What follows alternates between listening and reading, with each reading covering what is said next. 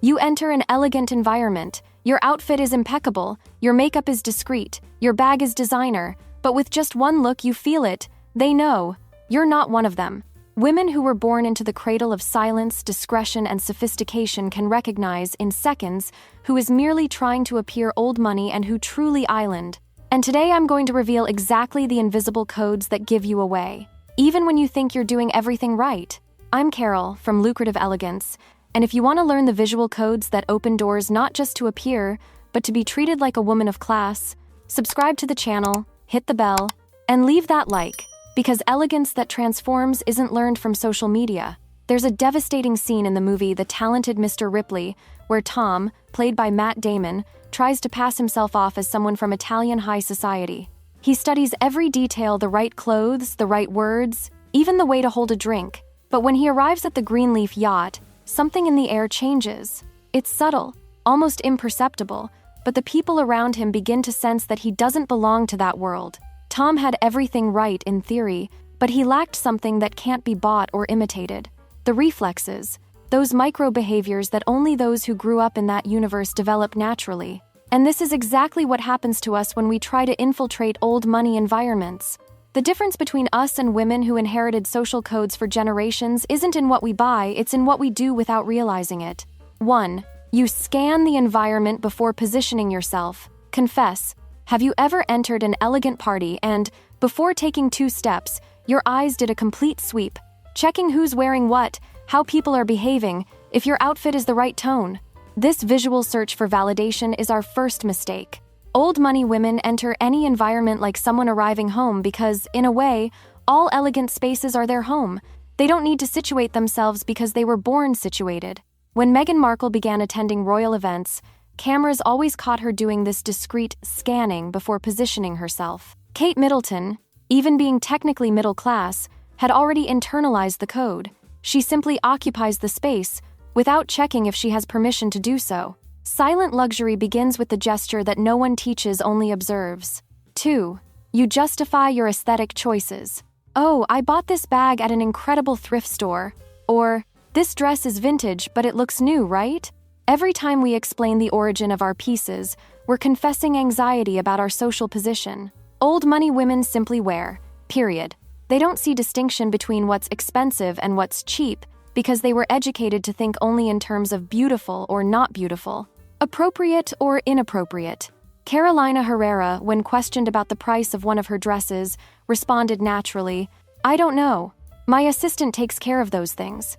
This isn't carelessness, it's a mindset where monetary value isn't a criterion for aesthetic choices. While we calculate cost-benefit and seek to justify our investments in elegance, they simply choose what makes sense for the moment. But if you think you can mask this social anxiety, your body gives you away before you even open your mouth. 3. You walk like you're modeling for an invisible audience. If you feel a bit like Giselle on the runway every time you walk to the bathroom in a fancy restaurant, maybe you're trying too hard. There's a devastating difference between walking with purpose and walking to impress. When we want to seem important, we change our posture, we lift our chin higher, force our shoulders back, control every step as if we're being judged by an invisible jury. Old money women move with energy economy. They were educated from childhood that drawing unnecessary attention is vulgar. That's why they developed a posture that is simultaneously elegant and discreet, as if they were always heading to some specific place, even if it's just crossing a hall. 4. You're terrified of silence. This is devastating. When we're insecure about our social place, silence becomes our enemy. We fill every pause with nervous giggles, unnecessary comments, or questions we already know the answer to. It's as if conversational emptiness were a threat to our performance. For old money women, silence is a tool of social power. They were educated not to need to prove they're interesting, they simply are. That's why they can stay comfortably quiet, forcing others to fill the void. It's a subtle form of control they learned by watching their mothers and grandmothers dominate environments with presence alone. Old money isn't recognized by the bag's label, but by the silence between one sentence and another. Now, if you're noticing that you do several of these things, and let's be honest, we all do, you don't need to feel bad. These are natural reflexes of those who weren't born into this world. But that doesn't mean we can't learn the codes. In fact, it was precisely by understanding this dynamic that I created the course, Look Rich Without Spending Much, because I discovered that elegance isn't about having money, It's about understanding the signals that money teaches over generations. In the course, I show you exactly what the visual, behavioral, and social codes are that make a woman be perceived as sophisticated, regardless of what she has in her bank account.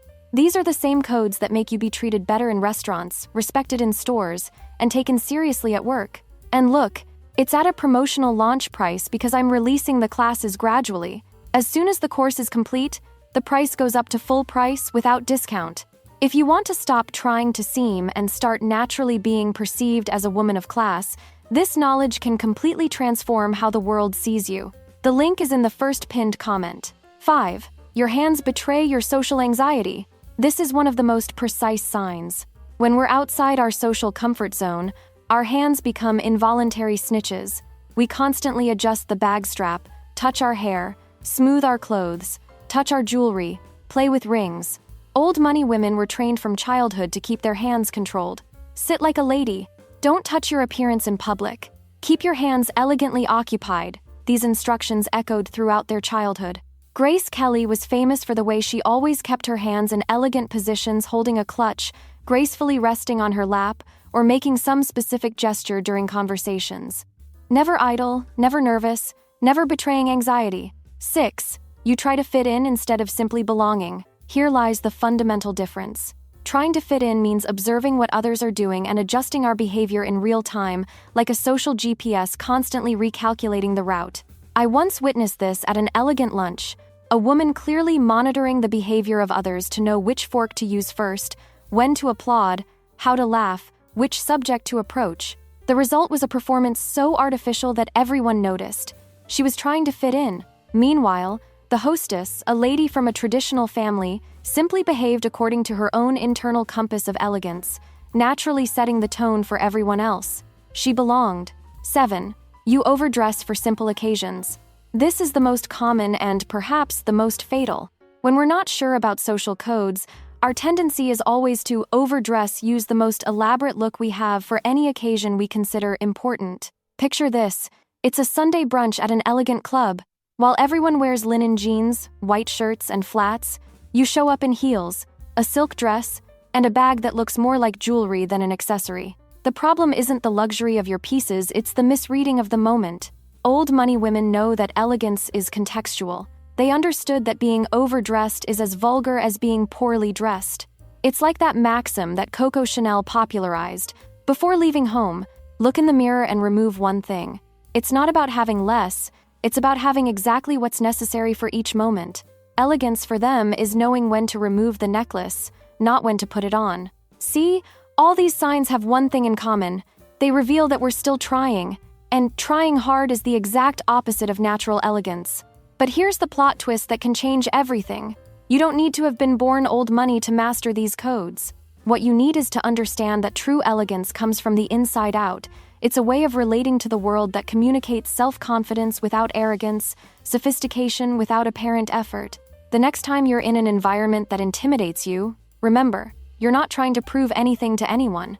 You're simply being the most elegant and authentic version of yourself. And when you truly embody this, when you stop performing and start just being, people feel it. Today, observe your own gestures, your voice, your silences, the way you occupy spaces. Your presence speaks before your clothes. What is it saying about you? If this video made you question some absolute truths about how you present yourself to the world, leave that like, because that means I managed to make you think about elegance in a new way. And questioning patterns is exactly what intellectual elegance does. And since we're talking about subtle social codes, if you're one of those who travels and wants to know how to behave elegantly anywhere in the world, take a look at my ebook, Be Elegant While Traveling: Global Etiquette for the Sophisticated Traveler. Because international etiquette isn't fussiness, it's respect for local culture and a way to ensure you're well received wherever you go. The link is also in the first pinned comment. Subscribe to the channel if you want more content about the codes that no one teaches you explicitly, but that everyone expects you to know. And hit the bell, because lucrative elegance is knowledge that's built day by day, one insight at a time. And if you want to dive even deeper into the codes that silently position you in society, watch this video here on the side where I reveal the 15 micro-habits that every woman of class naturally develops and that make all the difference in how you're perceived and treated in the world.